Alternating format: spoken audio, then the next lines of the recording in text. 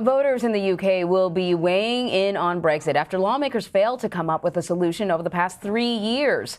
A general election has been called for December 12th as Parliament remains deadlocked on Prime Minister Boris Johnson's plan. Johnson is banking on the election to give his Conservative Party a boost, while Brexit opponents also have a lot on the line. This comes after the EU extended the Brexit deal deadline to January 31st. CBS News foreign correspondent Roxana Saberi is with us now from London to walk us through this all. So, Roxana, I sometimes get the sense that the European Union is just like, you know what, go already. Right? Explain how we got here. Quit talking about it. Quit talking about it. Just get it done. We got other things to worry about. Exactly, but it drags on. Prime Minister Boris Johnson has been saying repeatedly he wants to get Brexit done, and he had declared he'd rather be dead in a ditch than delay Brexit past October 31st, which is tomorrow. He was forced to ask the EU for that extension because he lacked enough support in Parliament for his Brexit deal. So now Johnson is gambling on voters to back his Conservative Party in the early election in December. He hopes to gain enough members of Parliament to support his deal to leave the European Union. Vlad and Anne-Marie? All right. So let's, for people who might not understand how parliamentary government works, right, just explain to us the significance of the upcoming election to the Brexit saga, why he would take this risk. Well, it is significant in many ways. The election will essentially be fought on a single issue, Brexit, which will fundamentally change the UK for generations to come.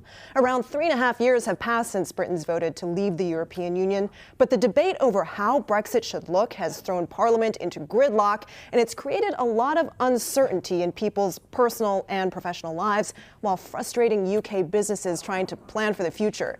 The issue has also continued to divide the British public. It's been so contentious, it split families, friendships, and work colleagues. According to polls, Brexit is now the issue that concerns voters here the most. Healthcare, crime, and immigration have fallen by the wayside, while Brexit has dominated almost every aspect of politics and society. Some people hope the early election will bring more clarity, but at least one poll suggests more than half of voters here don't think it will resolve Brexit.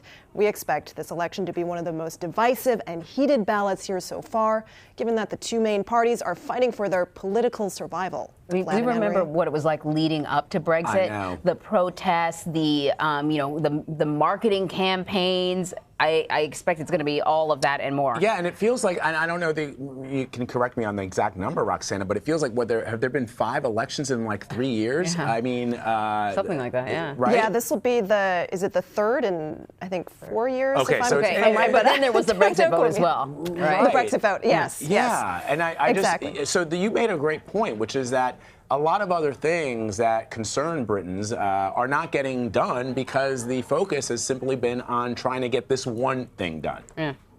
Exactly. A lot of those other issues have fallen by the wayside, and nobody really knows how this election could play out. I mean, Johnson has had a clear lead in the polls, but it's possible he won't win a majority in Parliament, and then he could become the third Conservative Prime Minister in 4 years to have to step down over Brexit.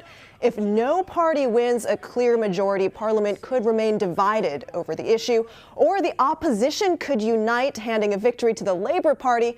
But even that party is divided. Some of its members want to stay in the EU, while others want to leave. There could even be another referendum on Brexit, but that would require another Brexit delay. It's very simple. We haven't even talked about the Republic of Ireland, how they're seeing this, what they're thinking, kind of planning they're doing in case it goes one way or the other, because it will significantly impact. Definitely, the backstop. Man, all right. Roxana, so great to have you to break this down for us. We appreciate it. You bet.